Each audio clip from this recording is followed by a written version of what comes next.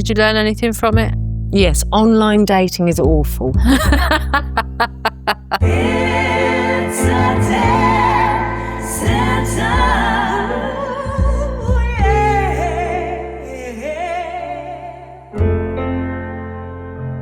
Welcome to It's a Death Sentence. I'm Carrie Smith. And I'm Emma Skip. It is a joy to be back with you in the new year. Happy 2026, people. 2026, sweater. Are you going to say this is my year and then proceed to let it fuck up completely? No. Everybody always says that, don't they? So this is my year. Maybe we shouldn't. No. We're just going to see how it goes. We're going to tread lightly. It is going to be brilliant though. It is going to be amazing. We've got some good things, but let's see. So, 2026, Happy New Year, listeners. Have you got any resolutions, Emma? Have I got any resolutions, Carrie? Wow, not really is the answer to that. I think I try and make a resolution every day when I wake up, just to be, as happy as I can be and as good a person as I can be. And that doesn't always pan out. So it seems like a really big thing for me to do it for an entire year. Have I got any resolutions? I want to stay healthy and fit. Everybody does, don't they, at the beginning of the year? Oh, yeah. Everybody is. But I've ended 2025 well. I'm, fitter and healthier than I was 2 years ago. So That's a bonus. If I can just maintain it, it'd be really good. So traditionally, New Year is seen as a fresh start, and that's why so many people join the gym in January and then leave because they want to be Feb. fit and healthy. And then by Feb, it's like a ghost town. Yeah. So at one time in January, you're queuing for every machine, and then by February, Not on my gym, sweetheart. no. Oh, really? It's too posh, that is. No, it's just too small. But yeah, so there's things like joining the gym. January's really busy, isn't it? It's a really busy time of year for some people. Well, there's the come down Yeah. from Christmas. And February's just February and January. Just dead, aren't they? February is a month that you should leave the UK, in my opinion. You should. There's my New Year's resolution, to leave the UK more often. Okay. But only to go to places which are really sunny and nice. I mean, is that a resolution or just a wish? Just a way of life. I'm just going to make that my reality. What about you? Have you got any resolution? I am quite goal orientated, as you well know. Yeah. I like a little plan for myself. Like last year, I set some resolutions. One of them being the podcast, getting that up and running, which tick did. To travel more, tick. I went all around the world. Yeah, you did. Which was awesome. Not all around the world. Bigging myself up like I'm fucking Phileas Fogg. I went to America a couple of times. And you went loads of times? Yeah. Loads Where's of Carrie? No one knows. Yeah. I did have a lot of time away, which was great, which is what I wanted to do, which was part of my plan for last year. Not everything went to plan, obviously. My brother died, so that wasn't part of the plan. So although I like to set goals, I think I haven't set too many for 2026 yet. Obviously, is to keep going with the podcast. Keep going? Sweetheart, we don't want to keep going. We want it to be like international superstars. Absolutely, but which it will be. Cheers. Cheers to that. So yeah, podcast and happiness and health for my family, really. Happiness really is my focus for this year. I think trying to find a good work balance and work on being less angry. Yeah. What is that? The anger? I know we're kind of going away from it a bit because this is the New Year thing, but we're talking to people who are probably on our podcast because they've lost somebody and we're going into that New Year. I know we're going to come to that, but your anger that you've just talked about, do you think that stems from losing your brother still? Yeah, I think it probably does. It's probably grief, really, in disguise. Yeah. And I think there's some sadness for me going into a new year. Yeah. It's another year. He's not been in 2026. Yeah, It's like a fresh start for everybody. And actually, sometimes we don't always want a fresh start. And that is the thing with the new year, isn't it? So if you are bereaved, if you've lost somebody and you go into this fresh start, this new year, there's kind of an expectancy on you to, You'll be all right now. Oh, yeah, you've done that. If you could just get over that, that'd be great, and just move on. But of course, it's not like that. And I think you're right that any big celebrations, Christmases, birthdays, New Year, it's joyful and it is full of joy. And if you're blessed with children and good family and great friends, it's really great. but it's always slightly tinged with that. The sadness chaser. A sadness chaser, exactly that. Absolutely. Where you're going into that new time with that person or persons, whoever it is, how many people you might have lost along the way. I think when you're in grief, you become really aware of time, like the passing of time. Yeah. And it's sort of like, for me anyway, I'm really aware of, it's been a month, it's been 2 months, it's been... Yeah. And like you say, for people who haven't experienced that, they can be really like, oh, come on, really? You're still in this position? Yeah. And actually, it's like the more the time, sometimes the sadder it is. Oh, God, it's been this long now. And I'm still... And I don't think it comes straight away either, does it? I don't think we really experience the spectrum of grief in its infancy. I think it's only been a few months, really, when you think about losing your brother, me losing my dad. I still have, you still have those moments. You wake up in the morning and you think, oh, well, that's happened. And it seems quite unfathomable, doesn't it? Absolutely. What motivates you to set goals? What would be your motivation? If I can't get into a size 12 dress. Yeah, actually. That's a lot of people's motivation. It really is. I mean, again, it's such a small thing, isn't it? But it's how we value ourselves in the world and how we look at ourselves in the world. It really does matter, especially in Western culture. And so it might seem laughable, but I gave up some years ago trying to get into the size 10. So now, my goal of the year will be size 12. But again, it does tie in with the health and happiness and all the rest of it, because they are intrinsically linked, aren't they? And I know that if I unfit and don't feel strong, I don't feel good, I don't feel confident, and I can't go out and do my job, and I can't go and sing to people and be upbeat and lively and wonderful for their weddings and parties and stuff, because I don't really feel like it. Yeah. But apart from that, I always, there's the age old trying to be more present for our family. When you're irritated. Less screen time and, no scrolling and actually listening to your child when they're talking. Yeah. Some people, they just not, they're not engaged. And I think everybody sort of resolves to be more present in the experience of things rather than just... Until your 9-year-old is talking to you about Minecraft for quite a long time. And you've run out of these noises. Oh, that's great. The universal. Oh, okay. Lovely. Yeah, I know what that is. Yeah. Do I want to play it? Oh, not right now. Awful, isn't it? It is awful. But you know me, I love a list. So I will make a list of things I'm going to try and achieve. Well, I generally would keep it to myself. I've got my 25 list upstairs by the side of my bed. Have you ever seen it? No. I'll take you up there, Carrie. I'll take you up to my bedroom and show you my lists. What a dream. But yeah, actually... on that list, I was reflecting on it the other day, and I thought there are quite a few things in there that I have achieved either passively or proactively, and it is nice. A list is nice. It's really good, really good. Although, here's a bit of sadness. I actually put on my list last year for my dad to be peaceful. Yeah. And, he is now. But I don't really know when I wrote that what I really meant from it. Because, if somebody's unwell, undying and all this, they're not peaceful. So really, are we asking for them to go peacefully? Yeah. So did you manifest it? Yeah. Well, yeah, so it's my fault.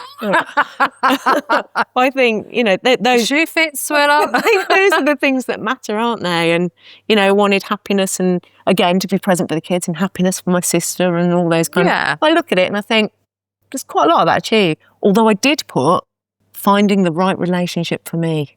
Oh. Yeah. So I've looked everywhere. Can't find it. No. Did you check under the bed? I haven't actually. No, you're right. Yeah, I'll have a look. So have you heard of the fresh start effect? No. So the fresh start effect is the beginning of a new year, month or even a week, and it can be perceived as a fresh start, like the diet starts Monday or, the New Year's resolutions or dry January. Okay. We start something because we think if we start it, at the fresh start, beginning of the month, we're gonna smash our goals. In reality, we're setting ourselves up for failure because come fucking day 15 on dry January, we're like, really? So the fresh start effect... I agreed to this, why? The fresh start effect is only really going to work for Carrie if it doesn't include dry January, which I Dry don't- January or healthy eating or going to the gym or anything really. Diet starts Monday. But yeah, I'm terrible for that. I will say to myself, if I've had, for example, if I'm trying to lose weight or I'm on a diet, if I've eaten badly, I'll think, I've just finished the weekend off. Start again on Monday. Yeah, but I mean, there is some truth to that, isn't there? There is some truth to it, because every day is a new day and every day you can start over. Obviously, if you only think like that, you're just going to end up a fatty. Oh, drunk fatty at that. Sounds fucking delightful. But, there is, without the small pleasures in life, it can be rather mundane. Oh, and absolutely. quite miserable. So, yeah, we do need to allow ourselves the small pleasures. It's just finding that balance. And that's what most humans struggle with, is finding the balance, isn't it? I think that's human. Can I actually. have that extra glass of wine? Is it going to give me a headache? How much do I want it? Shall I have the cake instead? Or shall I have both? And it will soak up, one will soak up the other. Have you heard of Blue Monday? I mean, it's everywhere now. No. What am I under a rock? I don't know the fresh start effect. I don't know what Blue Monday is. Blue Monday Is it like Black Friday? Well, there might be a sale on. I don't know. Blue Monday is apparently the most depressing day of the year. Wow.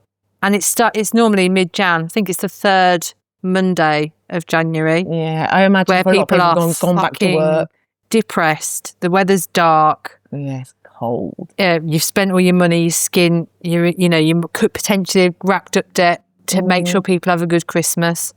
There's loads of things: low mood, dark days, post-holiday blues, all that sort of stuff. And somebody coined it Blue Monday. Blue Monday, and it was a psychologist called Cliff Arnold in 2005, and he coined it the concept Blue Monday as part of a marketing campaign. Now, I don't know what the marketing campaign was for, probably to fucking sell life insurance plans. Prozac. Maybe medicine, yeah. But the name Blue Monday has been adopted by loads of different charities and things now, so it sort of highlights mental health awareness and people reaching out if they're in financial debt, trying to get debt sorted for the new year, and not to let those. Massive, isn't it? I think the expectancy of people spending money is phenomenal now. Like it's too much. We fill rooms with presents for our kids. And what we're teaching them is this is normal to do this all of the time every year. But then if you're the person that steps outside of that, then you feel like you're alienating your children or your friends or family, don't you? But absolutely, I think you're right about that. Like, if you start to get your credit card bills mid-January and you're going back to work and you're cold and depressed and, £7 heavier than you were at the beginning of Christmas, it's enough to... And there's no longer 25% off 6 bottles of wine to get you through. Yeah, I mean, I can see why that might be the case. Should we record an episode on a Monday for a change, and should we do it on the third Monday in January? I'll see how depressing we can be. Yeah. I mean, I think we try hard not to be depressing. Yeah, well, I'm not depressing, and you're not by nature. Depressed, yes. Depressing, no. Maybe not. But yeah, so apparently that can be a tough time of year for everyone. Like I said as well, especially if you've lost somebody, like that time of year, you've had all your celebrations, you faked it till you made it. Yeah. Gone through the motions for the kids. Yeah. And then you sit down and you take a breath and you're like, wow, is this it? Yeah. When is it? And that's why I go on holiday in February. Yeah, it is. And it's a good time of year to go on holiday. Yeah. And that links in with, we've talked before about suicide awareness and when things, people are so sad at that time of year, January, February, Depleted March. serotonin levels. Yeah, lack of sunlight, all that jazz. And then come into the spring, that's when they start to, people who are going to take their own lives, often it's then when things start to open up again. Yeah, So I found that interesting. So for anyone that hasn't listened to that episode, we did an episode around that on suicide awareness, but I remember we talked about it and I said to you, didn't I? I thought that January would be the month where you saw the most deaths through suicide, and you explained to me that's not always the case. It's actually can quite often be early spring. Yeah, springtime is generally busier For you. for me, sadly, at that time. But there are loads of online bereavement communities. So if you've lost somebody or you're struggling with your mental health, there's loads of mental health charities out there that you can get online over the Christmas period and over the New Year. But charities like the New Normal charity, who we spoke to, They have regular meetings. There's something for everybody Yeah. from all walks of life. He really and does cater experience. for every demographic, doesn't he? Absolutely, everything you can think of. If you think you're unique, you're not. If there's one, there's two, is what he said. Yeah. So there's always somebody who is going through what you are going through. Yeah. And that peer support, it can be so vital.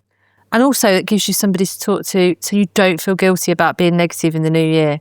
Isn't that the case? And not just in the new year, but generally, you know, I think this is why people have such difficulty talking about death and loss and being bereaved, because more often than not, it's not just difficult for you to talk about it, it's difficult for the person that's listening to it. If they're not a trained professional and they're just your mate or your brother or your sister or whatever, actually you've got this fear that you're putting on them, haven't you? And it's like that pitying look where they give you that it's the look and it's worst. almost like they don't know what to say Yeah. and they're just waiting for you to finish so they can leave. Yeah. Or start talking about themselves, which is, you know, and that is human nature. It is. You know, that really is. Yeah. But like I said, New Year doesn't have to be about big changes and setting ourselves up for failure. I wonder whether as we age, you know, you and I are aging beautifully, man. Absolutely. No filters here. Gloriously. You'll never see a filter on these two babies, right? But I do wonder whether we set our standards slightly lower. That sounds awful. Instead of like the things we might have done in the height of our youth, you know, teenagers, early 20s, and I'm going to do this, I'm going to achieve that, I'm going to get this job, I'm going to buy this car. Maybe the goals that we set for ourselves now are a bit more realistic. Just getting through. Just fucking get up and out of the house. Yeah. Get through without an injury. Or a sore back. Try not to die. Hope no one else dies. Yeah. And my husband would say that's managing expectations. And he's very good at that. So I might have lofty ideas and have like some outrageous, like, oh, I'm going to do this and I'm going to make loads of money and blah, blah, blah, blah, blah. And he'll be like, are you though? Just managing expectations here. Yeah, you're like that. Yeah. But are you managing my expectations or are you being just slightly negative? Which one is it? And then they will listen to this as well, won't it? Sorry. Yeah. But managing Carrie's expectations. I think as we do get older, like you said, we maybe set our goals more realistically. Yeah, definitely. Yeah. But not all New Year's resolutions are positive. That's what I take from it. That, you know, that you can put pressure on yourself to do things that actually you're not ready for. Yeah.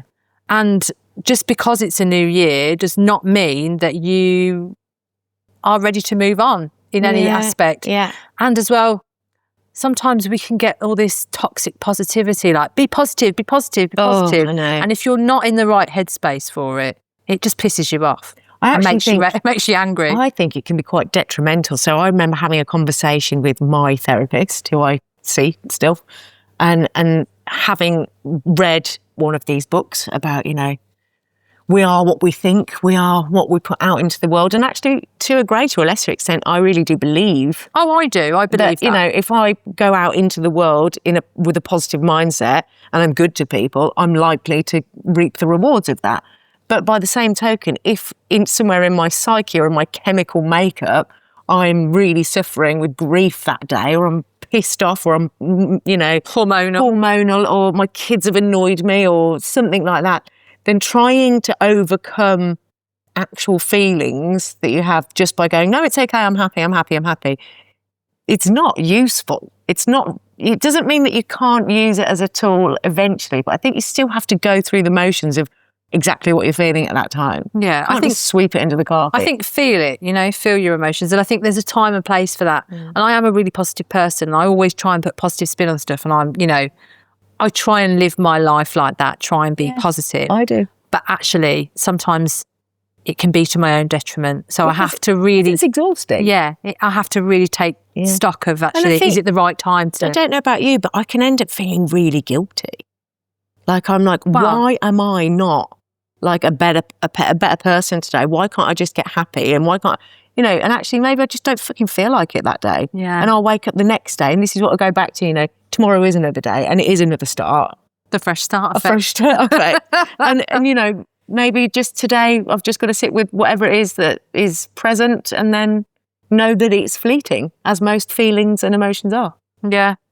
I think for me as well, I'm going to try and spend some time in the new year thinking about my brother and thinking about somebody that I've lost, because I think there's a temptation for me also to think, oh, it's, you know, as it is a new year, I shouldn't be thinking about it, but actually to make myself remember him and, you know, you must. all that sort of stuff. I think it's nice. Somebody said to me once something along the lines of, you know, the only way we keep that person alive or present and present for our children and, you know, whoever it is you've lost, keeping that person present in that circle is by talking about them. And it might be remembering things where they were a bit shitty or absolutely hilarious or a little bit moody or whatever it was. But we can't become closed off to it. We can't, because we've already lost that person. We've lost a little sense of ourselves through doing it. So, yeah, we have to embrace each new start, whether it's a new year or anything else, by knowing that that is not just going to go away. You can't just make it go away. You've got to feel the feels. Yeah, that's it. Is there anything that 2025 taught you?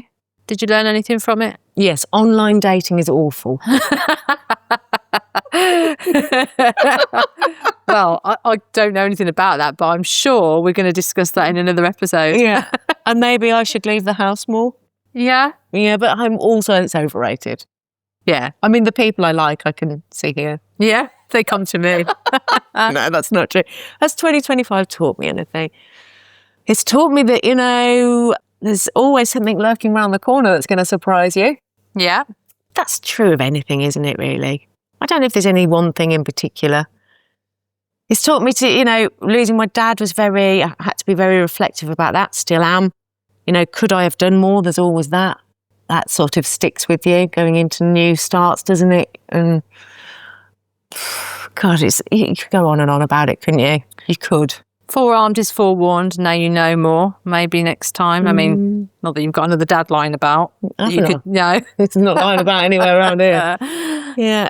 But I think for me, 2025 has taught me that to trust myself. Yes. And to take risks. And taking risks. Yeah. You know, to take positive risks. I'm not saying in a negative way, but I think maybe 25 has taught me patience, especially around the podcast, actually. Yeah. We were, you know, you and I are both in our character guns blazing, aren't we? So yeah. we'll attack anything that's new. We want this to happen right now. And actually, the podcast is still in its infancy, and it's taught me to be patient with it because it's beautiful and I love it. Yeah. I love doing it. I love what we're doing. I love having refined it the way we have. So, Me too. You know, 26. Can we say it's our year? It's our year.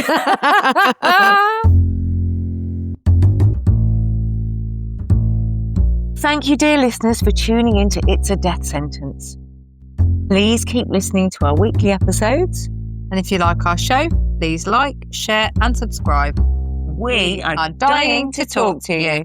It's a day.